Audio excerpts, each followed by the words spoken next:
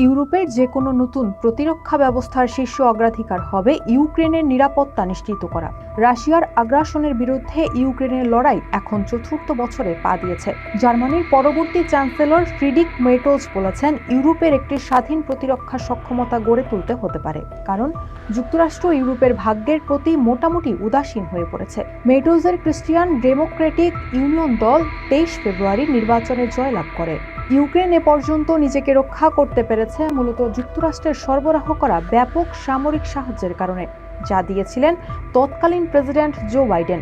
নতুন president Donald Trump বলেছেন, তিনি যুদ্ধ বন্ধ করতে চান এবং ওয়াশিংটনের খরচ পুষিয়ে নিতে চান। এমনকি ইউক্রেনের প্রতিরক্ষার জন্য যুক্তরাষ্ট্র যে কোটি কোটি ডলার ব্যয় করেছে, তার বিনিময়ে তিনি ইউক্রেনের খনিজ সম্পদের উপর যুক্তরাষ্ট্রের অধিকার চেয়েছেন। ইউক্রেনকে রাশিয়ার আগ্রাসন প্রতিহত করতে এবং বিধ্বস্ত অবকাঠামো পুনর্নির্মাণ করতে ইউরোপীয় দেশগুলো সামরিক এবং অর্থনৈতিকভাবে কতটা সাহায্য করতে সক্ষম তা যাচাই করতে ভয়েস অফ আমেরিকার রাশিয়ান সার্ভিস বিশেষজ্ঞদের সঙ্গে কথা বলে।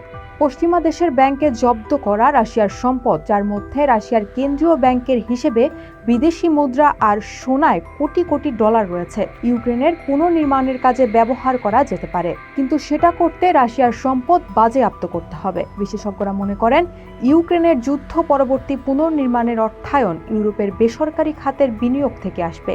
কিছু হিসাব অনুযায়ী পুনর্নির্মাণের জন্য 50,000 কোটি ডলার থেকে 2,000 লাখ কোটি ডলার পর্যন্ত হতে পারে।